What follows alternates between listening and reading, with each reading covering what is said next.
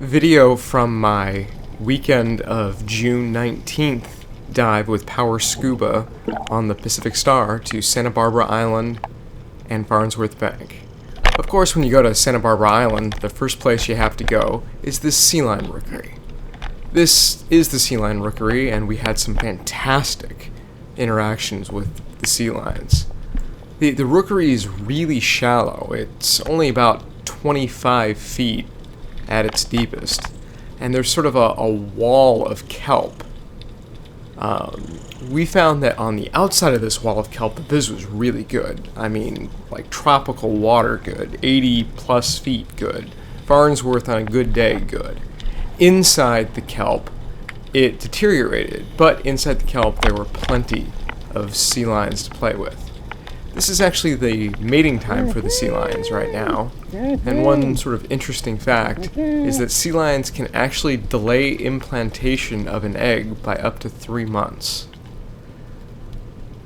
As JP here is demonstrating, sometimes you have to wiggle around a little bit, strike some poses in order to get them to play with you, but they really do love to play with you. They especially like the bubbles. And if you spin in front of them, they'll often spin right back at you. I wonder a little bit if they're kind of bored with me, since I'm on a rebreather now and don't make any bubbles, if they sort of feel like, hey, you know, what's going on? I know how this is supposed to work. You're supposed to blow bubbles. I'm supposed to play with it.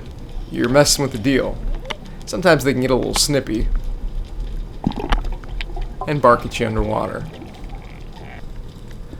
There were a ton of angel sharks. This was the first angel shark that we saw. You can see it's half buried. JP swishes the dirt off of it. This is actually a female. You can tell from the lack of claspers. They were pretty good size. We're debating whether or not we saw 2 or 3. There was one that was much more buried than the one that you just saw. This is a second one here. This one was larger. And you can see this one here is a male.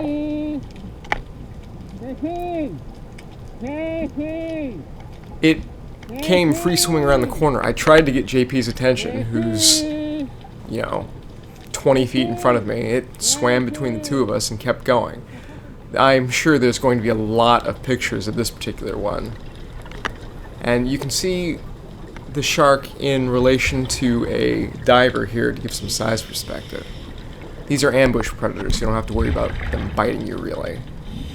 We also saw a Garibaldi that was breeding. They cultivate this red algae that they then lay their golden eggs on. And here's a view from outside of the sort of kelp forest area. You can see the viz is much better. There were sea lions who had gathered under the boat to come play with us. And I got some pretty cool interactions here as well.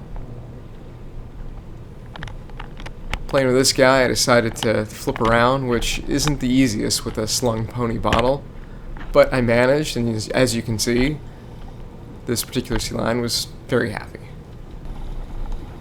They are so incredibly animated. What other hobby can you get this close to wildlife and be safe? This is the southeastern kelp. There were a bunch of bat rays here. What was really cool was when we were doing a rather unfortunately long surface swim back to the boat, you could sort of snorkel and see the bat rays just gliding through the kelp canopy. It was very beautiful. We saw bat rays on Farnsworth as well. Here was a little black harbor seal. I think they're probably cuter than sea lions. Here was one of several giant black sea bass. One of our group went chasing after it. I explained afterwards that you don't chase them, you wait, they'll come back. This wasn't as big as another one we saw. Here's another dive site. This is a sea hare that's laying eggs, and this yellow mass behind it is a giant cluster of eggs. There must have been some sort of mating season going on.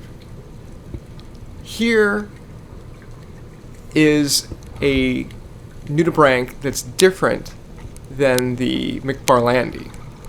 This is called a Mexichromis porteri. You can tell the difference because it's got 2 gold stripes instead of 3. And of course the Spanish shawl. This was a beautiful nudibranch that JP spotted on a piece of kelp that was just floating in a sandy area. It took us a while to figure out what it was, but you can see in relation to the glove that it is substantially larger and is also laying eggs. I believe this is a Genolus barbarensis. You can see the 2 rhinophores at the very front that are larger than the surrounding serrata, but have that same yellow tip with a white point. I believe these are members of the Doriopsila family. I can't be sure. There's several nudibranchs that look very similar. I think this one's the same as the other, also a Doriopsila. It's got the 2 rhinophores and just a bundle of serrata in the back. The rhinophores, of course, are how it smells. The serrata is how it breathes. And here's another egg case. There were eggs all over the place. It must be mating season or something. This was a really cool 2-spot octopus that JP found. If you wait a second, you'll see that it'll sort of stretch itself out and change color, and you can see the characteristic eye spot directly under its eye. This is a swell shark egg that we found. I don't see an embryo. There might be a little bit of yolk in the corner. The topography of this place was also very cool. There was a swim through here that I didn't quite think I could fit in.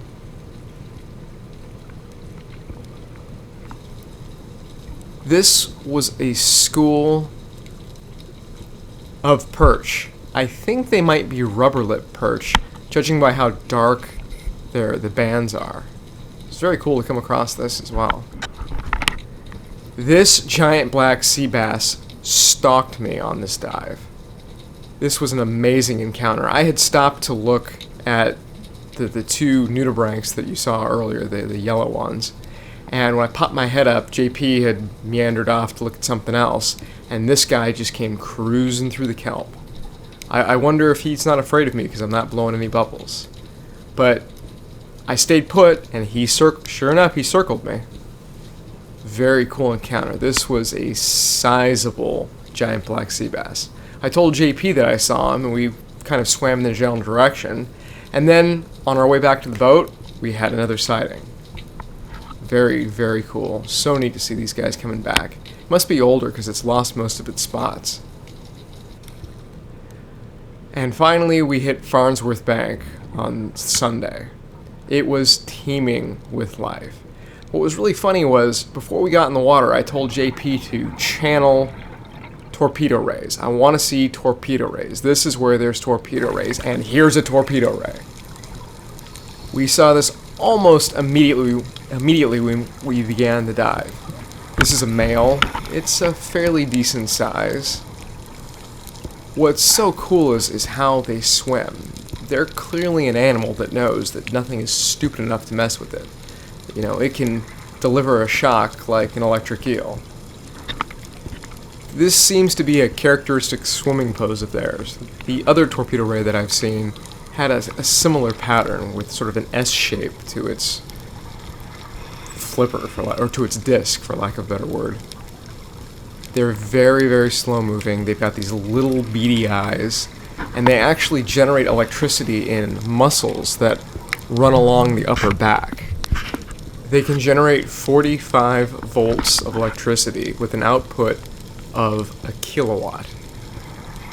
From what I understand, it pretty much feels like you're getting punched in the chest if you get shock throwing at these guys. This is one of JP's favorite nudibranchs. It's a Tylodina fungina, and is one of the only nudibranchs that has a shell. This was a very large octopus that we saw wedged in at Farnsworth Bank. I think it's an Eastern Pacific red. As I said, there were bat rays on Farnsworth. These 2 were actually mating, but I wasn't able to get a good shot. This is the last dive site at Eagle's Nest. And this was the largest sea hare I've ever seen. I mean, easily a volleyball size. You can see my hand there for some perspective. This was gigantic. I just thought this was kind of a cool shell. There was quite the thermocline at Eagle's Nest, but it was a really cool dive site. Lots of very large boulders and sort of an interesting topography. You can see here kind of a cool little crack that I thought I might be able to fit through but didn't want to try. All in all, we got in 8 dives over Saturday and Sunday. It was a fantastic trip with great people. As always, the Pacific Star crew was fantastic, and the Power Scuba guys are the best. I look forward to many more trips in the future.